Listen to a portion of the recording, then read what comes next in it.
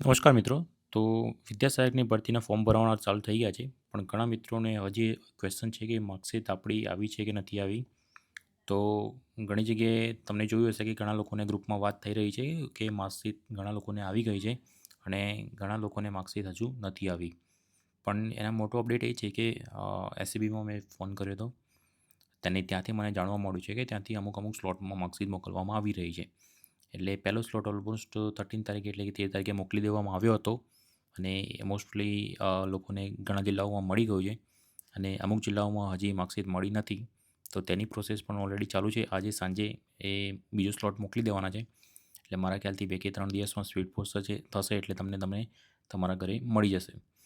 તો આ જે અપડેટ છે મેં એસસીબીમાં કોલ કરીને કન્ફર્મ કર્યું છે. તમારે બી જો કન્ફર્મ કરવું હોય તો એસસીબીની વેબસાઇટ પર જે હેલ્પલાઇન નંબર પર તમે કોલ કરીને કહી શકો છો.